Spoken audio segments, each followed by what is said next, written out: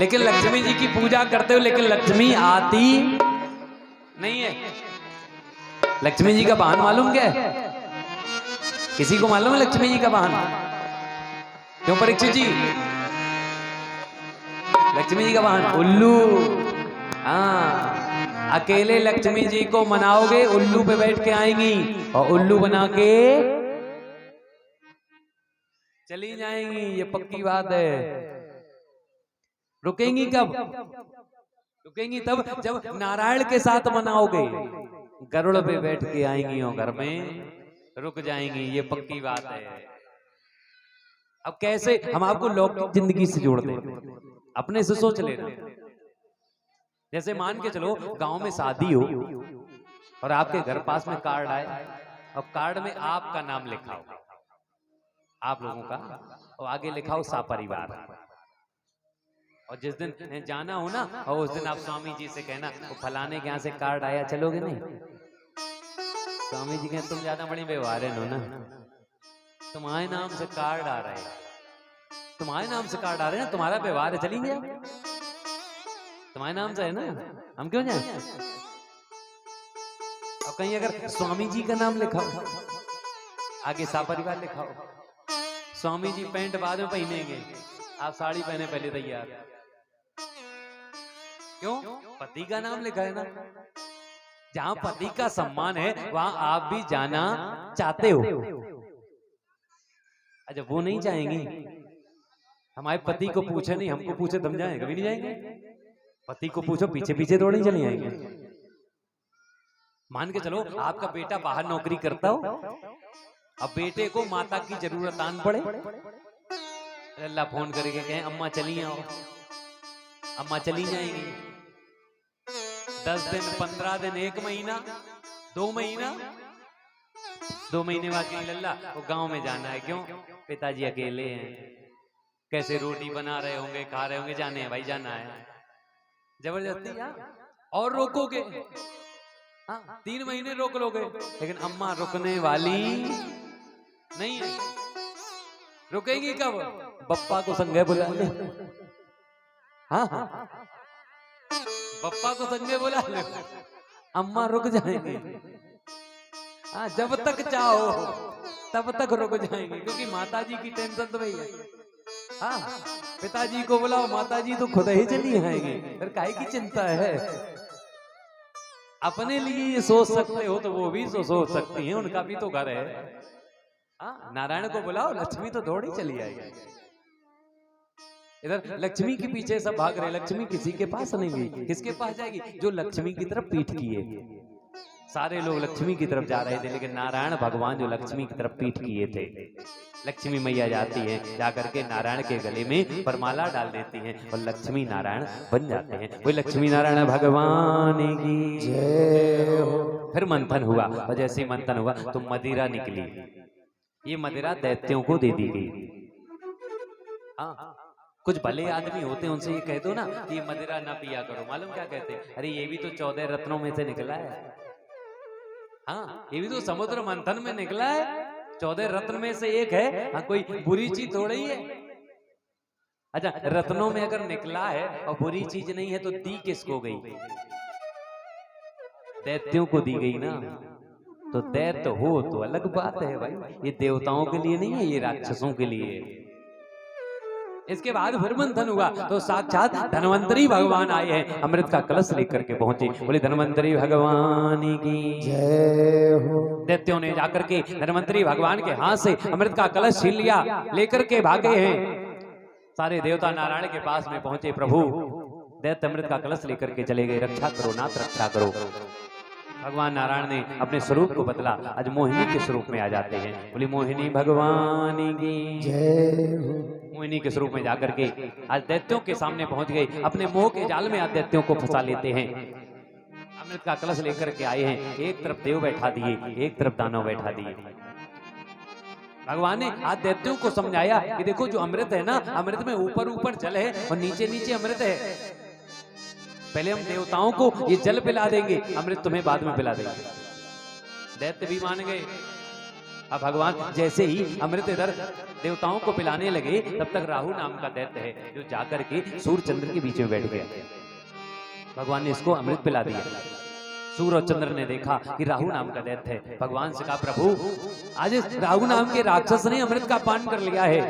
भगवान ने स्वरूप को बदला, सुदर्शन चक्र के द्वारा राहु के 2 हिस्से कर दिए, राहु और केतु कहलाया है। भगवान ने वरदान दे दिया कि तुमने देवताओं की श्रृंखला में बैठ करके अमृत का पान किया है, आज के बाद तुम्हारी गिनती देवताओं में होगी। आज से पहले 7 ग्रह होते थे, आज के बाद 9 ग्रह कहलाए जाने लगेंगे, तभी से 9 ग्रह होने लगे। दैत्यों ने देखा मेरे साथ में छल हुआ है, देव और दानों का विकराल युद्ध हुआ है, देवताओं ने अमृत का पान कर लिया था, जिस कारण से देवताओं का कुछ नहीं बिगड़ता है और सारे दैत्य मारे जाते हैं। इस युद्ध में राजा बलि भी मारे जाते हैं। परीक्षित जी ने पूछा, स्वामी जी आप कह रहे हो बलि मारे गए? हमने सुना है राजा बलि के यहाँ पर वामन भगवान गए थे, 3 पग भूमि में सब कुछ नाप लिया था, आप कह रहे हो बलि मारे गए? तो ये बलि कौन है? सुखदेव जी ने कहा, राजन जब देवताओं के द्वारा राजा बलि मरे गए, तो शुक्राचार्य ने मृत संजीवनी विद्या के द्वारा राजा बलि को पुनः जीवित किया। राजा बलि से अश्वमेध यज्ञ कराए हैं। अश्वमेध यज्ञ के फलस्वरूप क्या हुआ कि सारे देवता हार गए, दर दर की ठोकरें खाने लगे। एक छत्र राज राजा बलि का हो गया, स्वर्गाधिपति बने हैं राजा बलि, और इधर ये दर दर की ठोकर खाते जा रहे हैं। सारे देवता देखा आप कहां जाएं, तो जाकर अपनी मैया अदिति के पास गए। अदिति मैया से विनती की है, मैया मुझे हमारा स्थान चाहिए। तब अदिति मैया ने कश्यप जी से कहा, स्वामी जी अपने पुत्रों को स्थान दिलाने के लिए मुझे एक पुत्र दीजिए। जब इतनी विनती की है तो कश्यप जी ने मैया अदिति को एक पयोव्रत बताया। इस पयोव्रत के फलस्वरूप मैया अदिति गर्भ से होती हैं। ये पयोव्रत उनके लिए बहुत लाभकारी है जिनके कोई संतान ना हो। अगर वो इस व्रत को धारण करते हैं ना, तो 1 वर्ष के अंदर संतान प्राप्त हो जाती है। ये पयोव्रत भागवत में बताया गया कि कब और कैसे रहा जाता है। फाल्गुन श्यामले पक्षे द्वादशाहं पयोव्रतः अर्चयेदरविन्दाक्षं भक्त्या परमयान्वितः। ये व्रत किया जाता है फाल्गुन महीने की शुक्ल पक्ष की प्रतिपदा से, मतलब परेवा से, प्रतिपदा से लेकर के द्वादशी तक 12 दिन का ये व्रत है। 12 दिन तक ये मैया गाय के दूध के अलावा किसी चीज का सेवन नहीं करती, सिर्फ गाय का दूध, ना कोई फल ना कोई मिठाई, कुछ भी नहीं, सिर्फ गाय का दूध 12 दिन तक।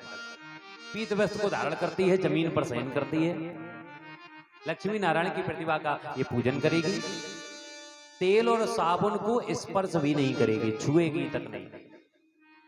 अमावस्या के दिन मतलब परेवा से 1 दिन पहले ये मैया जंगली सुअर के पैर के नाखून से जो मिट्टी खोदी जाती है, उस मिट्टी से पूरे शरीर का उपटन करेगी।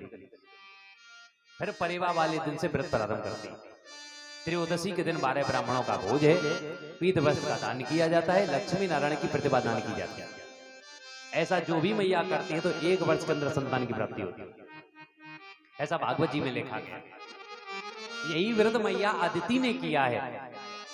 अदिति मैया गर्भ से होती हैं। धीरे धीरे समय आगे बढ़ा, भाद्रपद महीना आया, शुक्ल पक्ष द्वादशी तिथि है, श्रवण नक्षत्र है।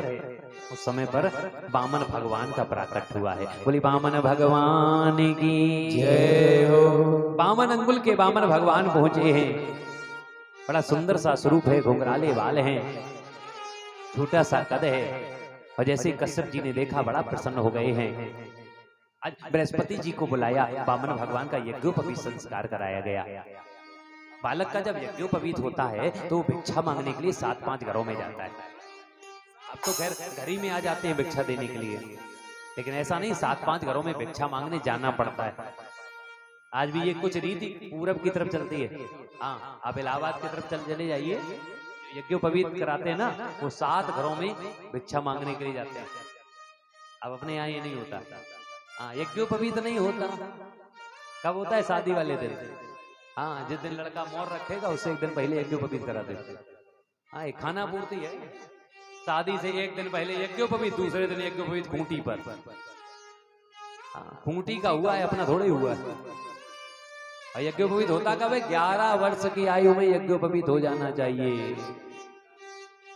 हाँ, जब सर का मुंडन हो, बढ़िया गाय की खुर जितनी बड़ी चोटी हो, हाँ बटुक बनाया जाता है। आज वही वामन भगवान का यज्ञोपवीत हुआ है। कहा जाओ भिक्षा मांगो जाकर के। वामन भगवान आज भिक्षा मांगने के लिए जा रहे हैं। हाँ?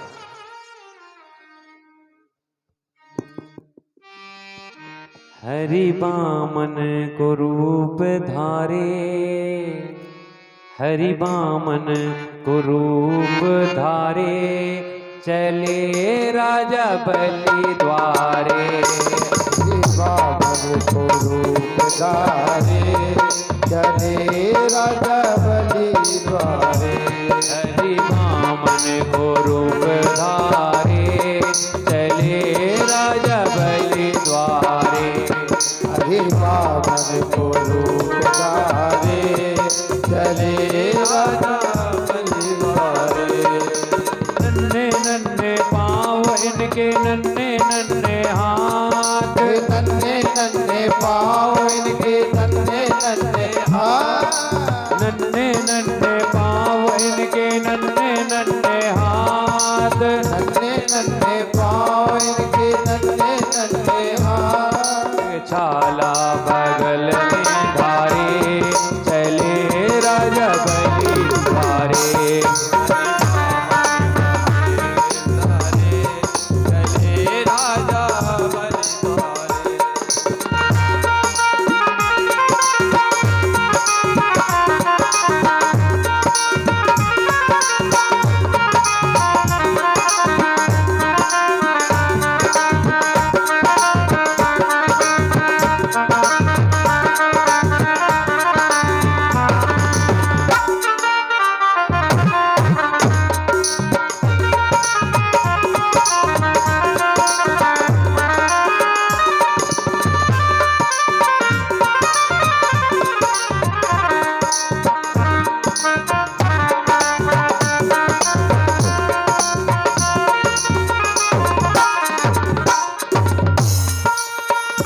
माथे तिलक सोहे, सिर पे छत्र सोहे, माथे तिलक सोहे, सर पे छत्र सोहे। माथे तिलक सोहे, सर पे छत्र सोहे, माथे तिलक सोहे, सर पे छत्र सोहे। कंधे पे जनेऊ उधारे, चले राजा बलि द्वारे। कंधे पे जनेऊ उधारे, चले राजा बलि द्वारे। हरि वामन को रूप धारे, चले राजा बलि द्वारे। चले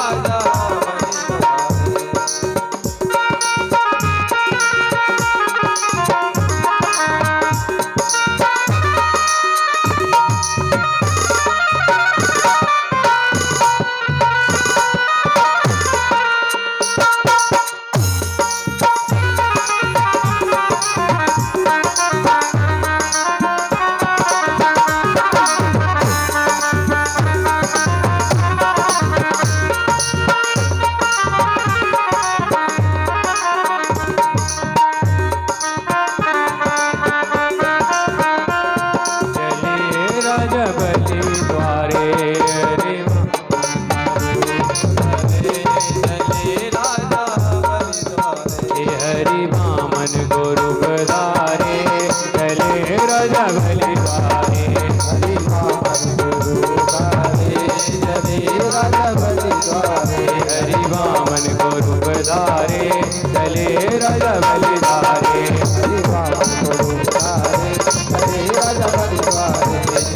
राजा बलि द्वारे, चले राजा बलि द्वारे, चले राजा बलि द्वारे, चले राजा बलि द्वारे, चले राजा बलि द्वारे, चले राजा बलि द्वारे। बोली वामन भगवान की जय हो। वामन भगवान आज भृगु कक्ष में पहुंचे हैं। यहाँ नर्मदा नदी के किनारे आज वो राजा बलि यज्ञ कर रहे हैं। यज्ञशाला के बाहर वामन भगवान ने आवाज लगा दी, भिक्षाम देहि मे राजेंद्र, हे राजेंद्र, हम भिक्षा मांगने के लिए आए हैं। राजा बलि यज्ञ करने जा रहे थे, याचक की आवाज कान में पड़ी है। यज्ञ का कार्य छोड़ दिया, दरवाजे की तरफ भागे हैं। पीछे पीछे से शुक्राचार्य दौड़ करके पहुंचे। सामने क्या देखा है, राजा बलि ने छोटे से वामन देव है। कहिए वामन देव क्या चाहते हैं, क्या याचना है आपकी? वामन भगवान ने कहा, राजा बलि जो मांगे वो तुम्हें देना पड़ेगा। हाँ, राजा बलि के दरवाजे पर जो भी आता है, जो मांगता है उसे वो जरूर मिलता है, कोई खाली हाथ नहीं जाता। मांगिए क्या चाहते हैं? भगवान ने कहा, पहले तुम्हें वचन ले। बोले गोविंद भगवान की जय। वचन लेना होगा कि जो मांगेंगे वो तुम दोगे। बोले हाँ, वचन लेते हैं। तब तक शुक्राचार्य चले आए। शुक्राचार्य सामने देख रहे हैं तो उन्हें वामन नहीं दिख रहे, उन्हें नारायण दिख रहे। शुक्राचार्य ने कहा, ये बलि किससे बात कर रहे हो? बोले ये वामन है ना, इनसे बात कर रहे हैं। बोले चक्कर में ना पड़ो, ना वामन है ना 53 है। हाँ, ये नारायण है, सब ले जाएंगे। कोई लेन देन की बात तो नहीं हुई? कोई भाई लेन देन की बात, ये मांग रहे कुछ हमें देना होगा। कोई नहीं, बिल्कुल मना करो, नहीं देंगे। राजा बलि बोले, अगर मेरे दरवाजे पर नारायण भी आया है तो भी हम उसे देंगे, क्योंकि राजा बलि के दरवाजे से कोई खाली हाथ नहीं जाता है। शुक्राचार्य बोले, मेरी बात नहीं मानोगे तो श्राप दे देंगे। क्या श्राप दोगे? तुम्हारी लक्ष्मी चली जाए। राजा बलि बोले, वो तो वैसे भी जा रही, अगर ये नारायण है तो वो तो वैसे भी जा रही। शुक्राचार्य से नहीं रहा गया। शुक्राचार्य तो वहां से जगह छोड़ करके चले गए। इधर भगवान ने राजा बलि से कहा, बलि हम तुमसे जो मांग रहे वो तुम्हें देना होगा, पहले वचन लो। बोले हम वचन लेते हैं, आप जो मांगते हैं वो हम आपको देंगे। भगवान कहने लगे, पदानि तीर्ण दैत्येंद्र, हे दैत्येंद्र 3 पग भूमि चाहिए। बलि बोले बस 3 पग? किस लिए? आश्रम बनाना है, उसमें रहेंगे। अच्छा अच्छा। बलि ने एक राक्षस बुलाया, बहुत लंबा चौड़ा है, एक पैर कम से कम 1 बीघे का।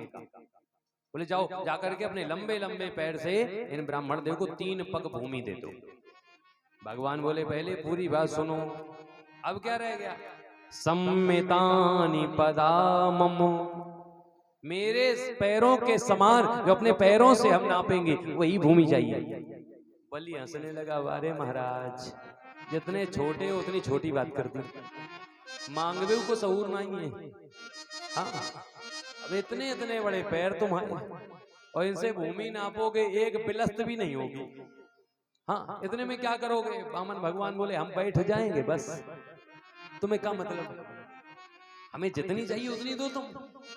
बलि हंसने लगा, अरे महाराज मांगना है धन कोष मांगो, राज खजाना मांगो, गाय मांगो, आश्रम के लिए बीघा 2 बीघा 4 बीघा 10 बीघा मांग लो।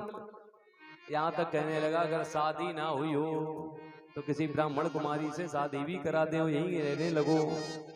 हंसता जा रहा है, हंसे ना तो क्या करे। अब जैसे मान के चलो, अब ये कथा है 9 तारीख को विश्राम होगी, 10 तारीख को प्रस्थान होगा। अच्छा, 10 तारीख को प्रस्थान हो तो अधिकतर लोग कहने लगे, पंडित जी कोई कमी तो नहीं रह गई है ना? अब अग्नोत्री जी कहें, बताओ पंडित जी कोई कमी रह गई हो तो बताओ, कुछ चाहिए हो तो। चलते समय कहें, अग्नोत्री जी ऐसा करो, 1 डलिया भूसा दे दो। अब अग्नोत्री जी कहेंगे, वारे पंडित जी तुम्हें मांगे को सब नहीं आओ। हाँ, अब 1 डलिया भूसा मांग रही जी, कौन सा तरीका है? मांगने है पैसा रुपया सोना चांदी हीरे जवाहरात, कछु मांग लो। कछु नहीं तो एक तो मकान मांग लो, गांव बनवा दे रहे हैं, क्या जरूरी हो रही है जाएगी, बने रहो इधर। कहनी पड़ी, टेंशन ना ले, मंगे ना। हाँ ना, परिचित जी सोचे शाम को अच्छा गड़बड़ होगा ये, हाँ रॉन्ग नंबर डायल होगा। हाँ नहीं वो भाई आपकी बात है, कोई दिक्कत थोड़े है। इधर महाराज बलि भी हंस रहा है, मांग रहे तो क्या मांग रहे? 3 पग भूमि। भगवान कहते यही चाहिए, देना हो तो दो, नहीं तो जा रहे। हाँ चले जाएंगे। बलि बोले, नहीं मानते हो तो ना पढ़ो भाई। बोले तो ऐसे नहीं नापेंगे, तो फिर क्या करोगे? पहले आप संकल्प लो, हाथ में जल लीजिए। तो जल के लिए क्या किया जाए? अपनी पत्नी विंध्यावली को बुलाया।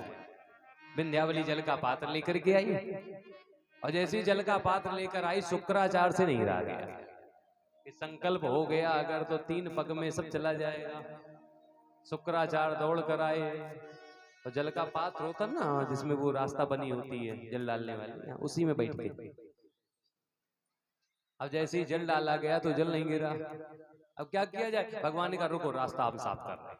उठाई एक कोसा, उसी रास्ते में 3 बार चलाई, एक तरफ का टिपर गायब, चला गया एक। समझ रहे हो? शुक्राचार न बनना, शुक्राचार बने तो चली जाएगी, ये पक्की बात है। हाँ, अगर शुक्राचार बने, शुक्राचार मालूम कौन है? जाचक की जहां बात चले तो जाचक बीच परे नहीं कोई। जहां पर लेन देन की बात चले वहां बीच में न पड़ना। हाँ भाई, ले रहा कोई, दे रहा कोई, बीच में का जरूरी तुम बीच में पहुंच जाओ। जैसे हमारी अग्नोत्री जी की बात है और बीच में चले जाओ कोई, तो गलत बात है भाई। हाँ, जाचक की जहां बात चले तो जाचक बीच परे नहीं कोई। अब बीच परे तो भलाई करे, ना भलाई करे तो चुप्पा भलोई। हाँ, अगर बीच में आओ तो भला करो, नहीं तो चुपचाप बैठे रहो। हाँ, तो भाई अब लेन देन की बात है तो लेने वाला जाने, देने वाला जाने। तुम्हें कहा आफत पड़ी? शुक्राचार कोई दिक्कत थी? दे रहे थे बलि, ले रहे बामन, तुम्हें कौन सी आफत पड़ी थी? पहुंच गए बीच में। लेते कोई और देते कोई, ले रहा कोई, दे रहा कोई, बीच पहुंच गई है तो मिला इन्हें क्या? लेते कोई और देते कोई, और शुक्र ने आंख ब्याज मखोई। ले रहे ये, दे रहे ये, बीच में पर देख चली जाए। समझ लेना, बीच में ना पढ़ना ना बाद पंडित जी से कहो पंडित जी माई एक चली गई। हाँ तो भैया लेने देने की बात है तब ना पढ़ना, शुक्राचार बनोगे एक चली जाए। हाँ, शुक्राचार की एक गई, शुक्राचार भागे, इधर जल गिरा, संकल्प हो गया। बलि ने कहा आप 3 पग भूमि नाप लीजिए। भगवान ने अपने शरीर को विकराल किया, इतना बड़ा शरीर किया, इतना बड़ा शरीर किया कि भगवान का मस्तक उस आकाश मंडल तक पहुंच गया। और अपने एक चरण को उठाया, ऊपर की तरफ लेकर के पहुंचे। ऊपर की तरफ भगवान चरण को ले जा रहे हैं, एक एक करके 7 लोकों को भगवान ने पार कर लिया। भूवा स्वा महाजना तपा सत्यम, सत्यम को पार करके और पैर आगे बढ़ा है तो पैर पहुंचा ब्रह्मलोक में। ब्रह्मा जी ने चरण को देखा है, कमंडल में जल है, उसी जल से नारायण के चरण को धुला है, धुल करके जो जल निकला है उसी से माँ गंगा का प्राकट हुआ है। बोले विष्णुपदी माँ गंगा की। नारायण के चरण धुलने से गंगा निकली है, इसीलिए ये विष्णुपदी कहलाई है। एक चरण में आज 7 लोक नाप लिए हैं। भगवान ने चरण को वापस किया, दूसरा चरण उठाया, नीचे की तरफ बढ़ा दिया तो तल अतल बितल सुतल रसातल महातल पाताल नीचे के 7 नाप लिए हैं। 14 भुवन भगवान ने 2 ही पगों में नाप लिए। राजा बलि 2 पग में 14 भुवन नप चुके हैं, कहीं पर तिलमात्र जगह नहीं बची है। बताओ ये तीसरा पग कहां रखें? वचन अपूर्ण हो जाएगा। तुम कहते थे तुम्हारे दरवाजे से कोई खाली हाथ नहीं जाता है, तेरा वचन अपूर्ण हो जाएगा, मुझे खाली हाथ जाना पड़ेगा। राजा बलि दौड़ करके आए, विंध्यावली आई, हाथ जोड़ लिए, प्रभु मेरे दरवाजे जो आता है वो खाली हाथ नहीं जाता है।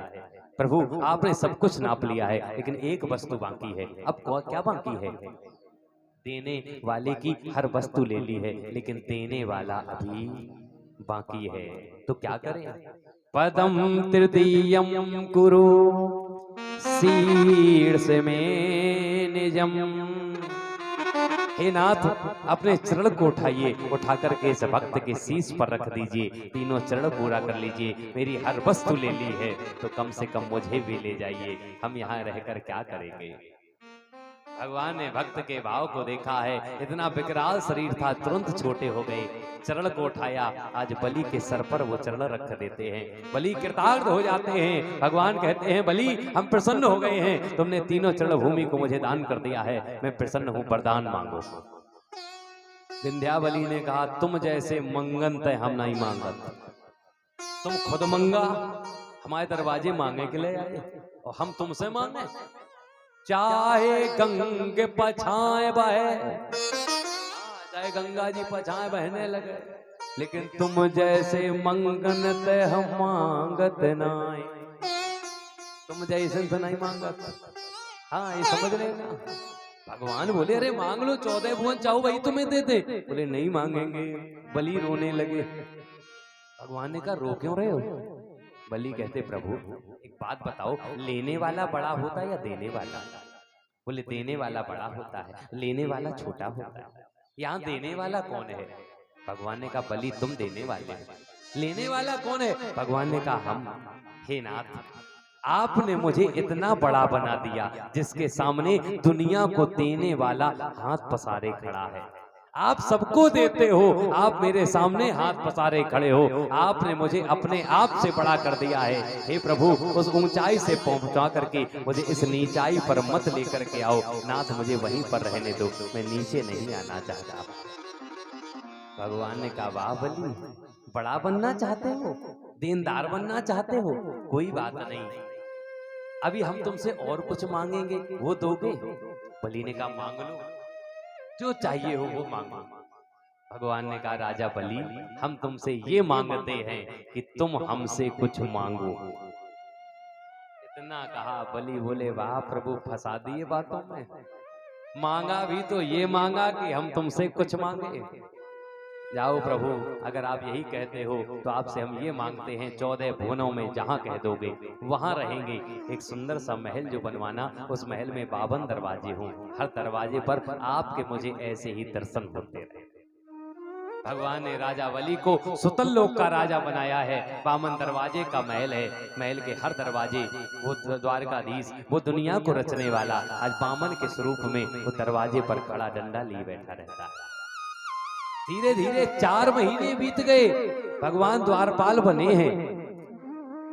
इधर मैया लक्ष्मी परेशान है कि भगवान अभी तक नहीं आए, तो क्या किया जाए। उसी समय एक संत पहुंच गए कि श्रीमन नारायण नारायण नारायण, नारायण नारायण नारायण, श्रीमन नारायण नारायण नारायण, श्रीमन नारायण नारायण नारायण, श्रीमन नारायण नारायण नारायण, श्रीमन नारायण नारायण नारायण, भजमन नारायण नारायण नारायण, भजमन नारायण नारायण नारायण।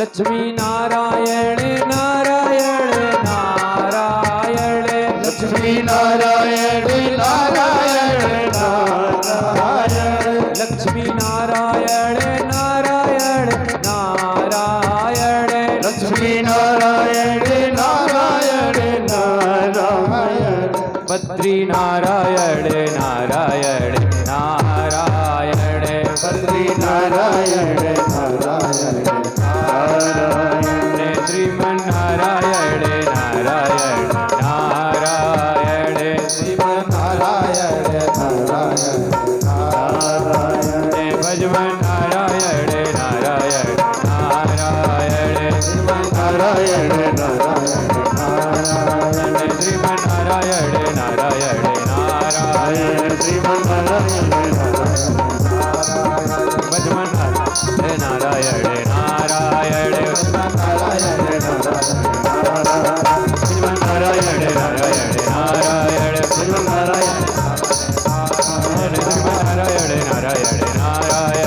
नारायण श्री नारद जी महाराज की जय हो। नारद जी का आगमन हुआ। लक्ष्मी मैया ने नारद जी से पूछा, नारद जी आखिरकार नारायण कहाँ है, तुम्हें मालूम है? नारद जी ने बुरी बात बताई है कि नारायण भगवान अब बामन के स्वरूप में सुतल लोक में राजा बलि के दरवाजे पर द्वारपाल बने हैं। मैया ने पूछा वापस कैसे आएंगे? नारद जी ने कहा आप जाकर के सुतलोक में जाइए, राजा बलि के हाथ में राखी बांधिए।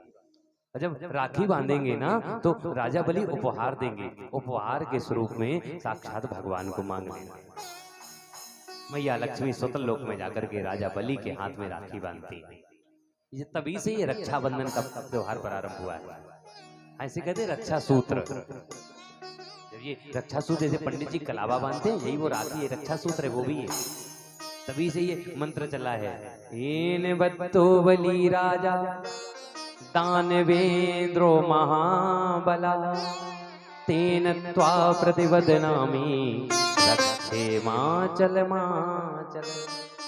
हे दानवेंद्र, हे राजा बलि, हम तुम्हारे हाथ में रक्षा सूत्र बांधते हैं, आपकी रक्षा भगवान करें। बलि ने कहा कुछ उपहार चाहिए बहन? हाँ क्या चाहिए? दरवाजे जो द्वारपाल खड़ा है ना, मेरे महल में द्वारपाल नहीं, यही चाहते हैं। इतना जैसे ही कहा है, बलि समझ गए ये साक्षात लक्ष्मी हैं। हाथ जोड़ लिए मैया अपने स्वरूप में आई।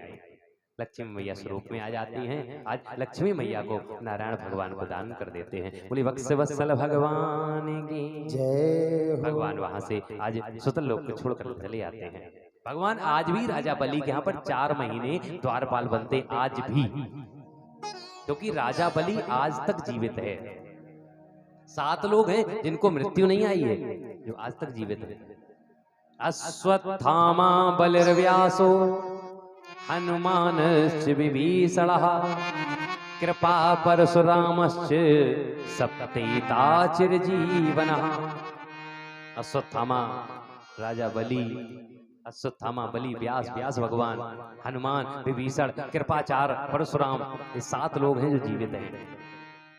भगवान आज भी द्वारपाल बनते, मालूम कब? जब आषाढ़ महीने की शुक्ल पक्ष की एकादशी आती है, जिसे हम लोग देवशयनी एकादशी कहते हैं, कि भगवान अब शयन कर रहे हैं, तब भगवान सुतल लोक चले जाते हैं।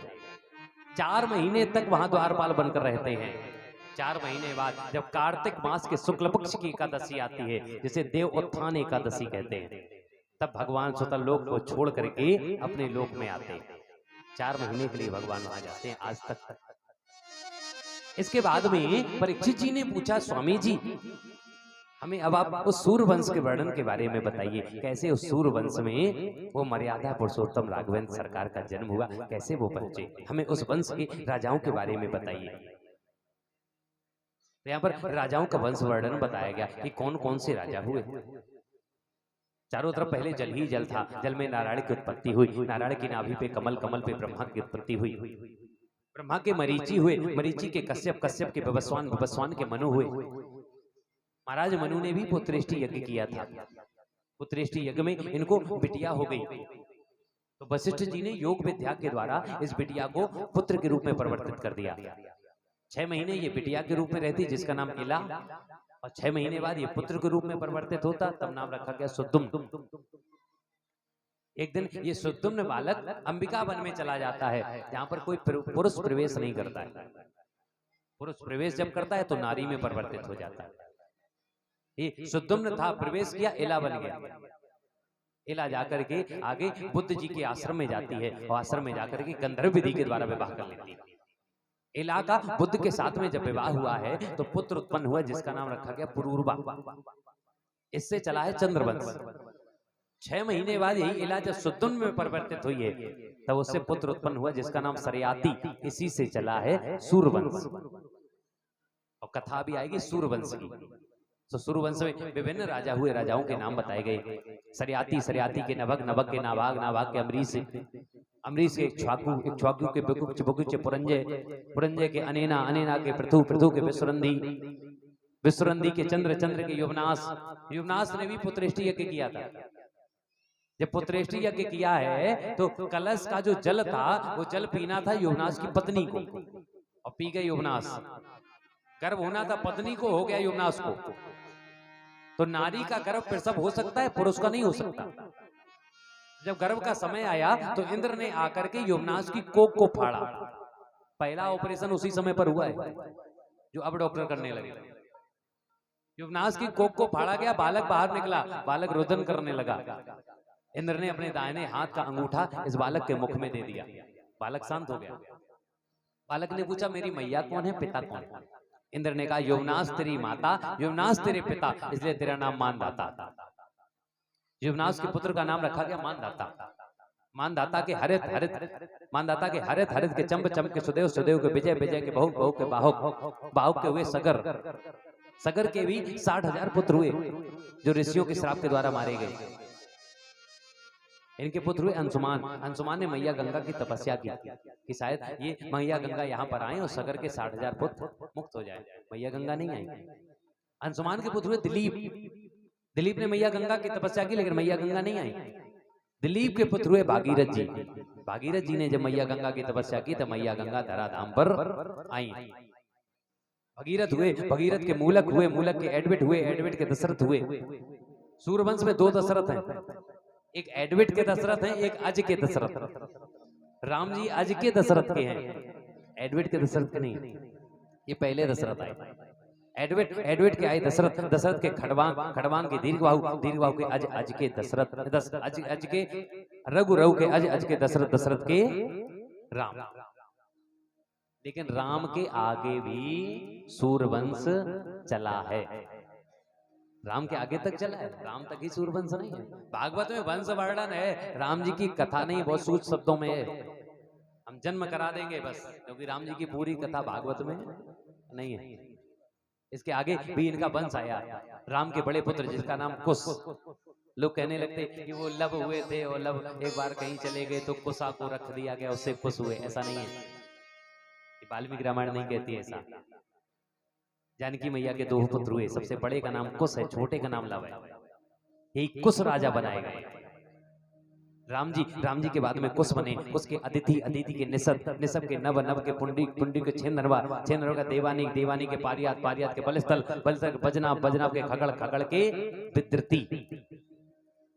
विद्रती सूर्यवंश के आखिरी राजा हुए हैं। विद्रती के बाद फिर सूर्यवंश आगे नहीं चला। जन्म की कथा किसकी सुननी है? राम जी की। खटवांगादि दीर्घबाहुश्च रघुस्तस्मात् पृथुस्रवः अजस्ततो महाराज तस्मात् दशरथो भवत्। अवधपुरी के चक्रवर्ती सम्राट राजा दशरथ हैं। इन्हीं की 3 रानियां हैं। यहीं से राम जी की कहानी शुरू हो गई। शुरू हो रही है राम कहानी।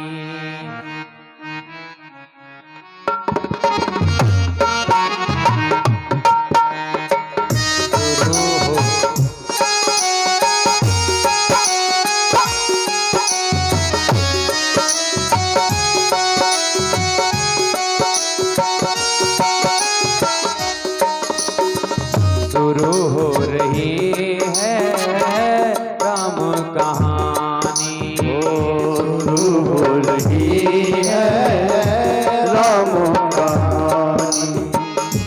महिमा तुम्हारी वेद बखानी। ओ महिमा तुम्हारी वेद बखानी। महिमा तुम्हारी वेद बखानी। महिमा तुम्हारी वेद बखानी। तुलसी की जुबानी शुरू हो रही है राम कहानी। शुरू हो रही है राम कहानी। शुरू हो रही है राम कहानी।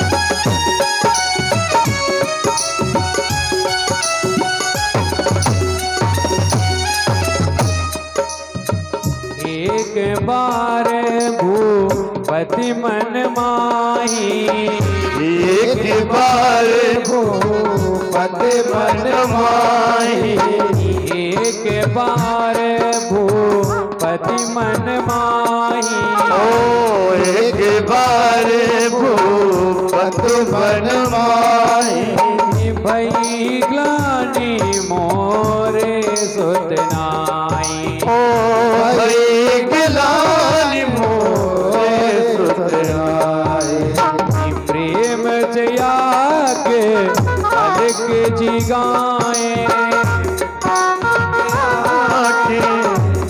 प्रेम जया के अलग जिगाए,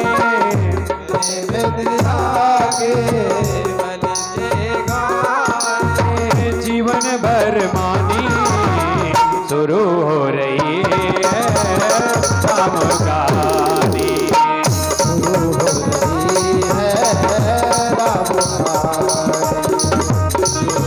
रही है राम कहानी,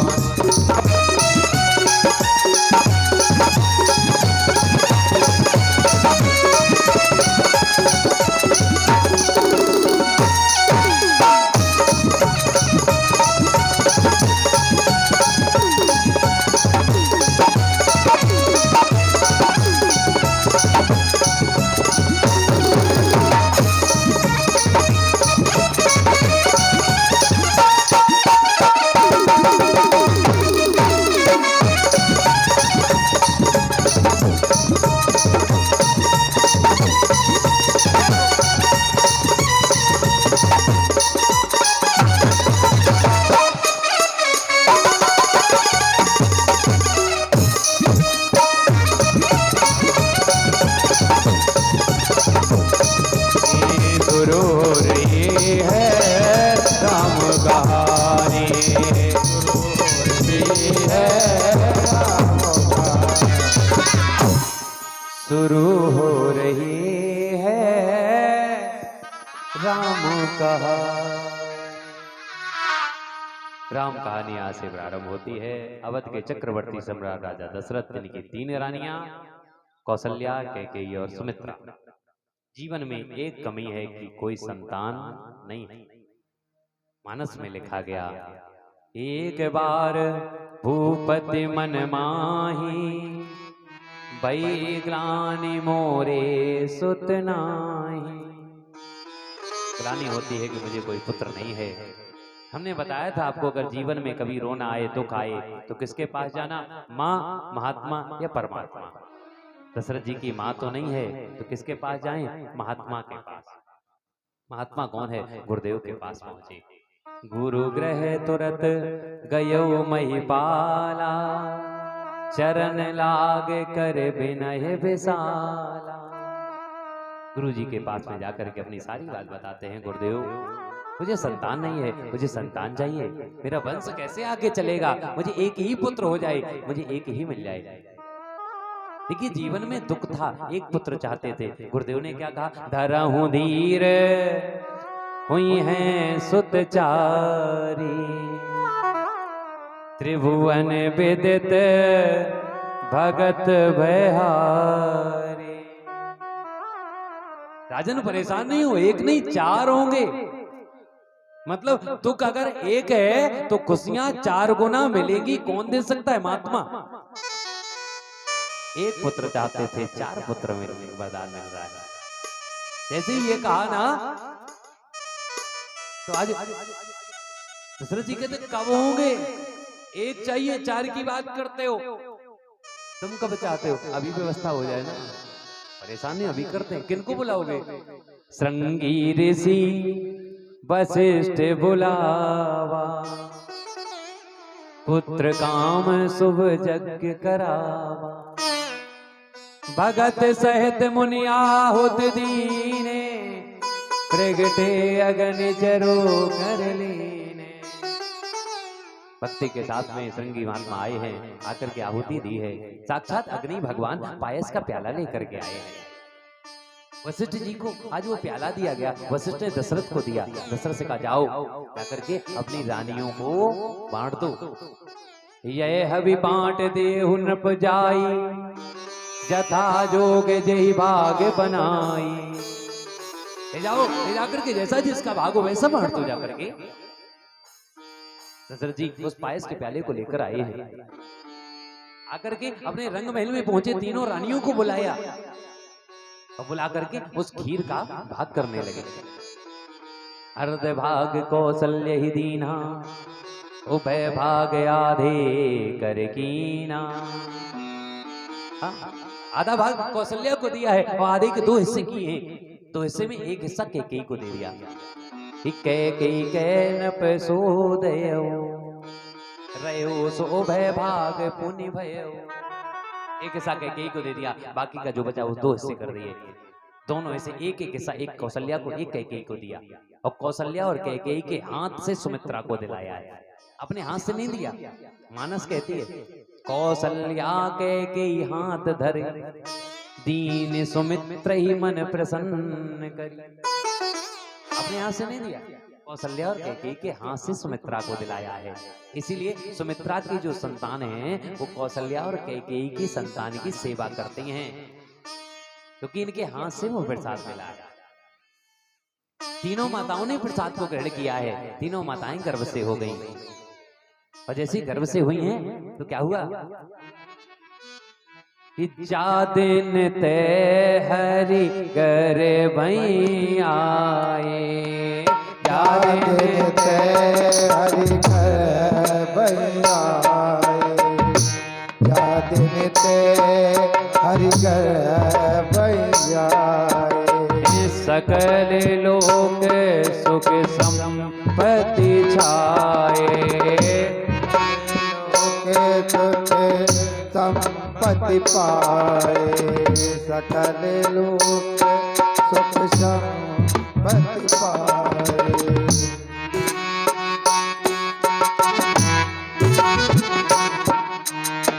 मंदिर में राज ही रानी, राज रानी। मंदिर में सब राज ही रानी, मंदिर में सब राज रानी। शोभाशील तेज की कहानी, शोभाशील जा दिन ते हरि कर भई आए, जा दिन ते हरि कर भई आए। सकल लोक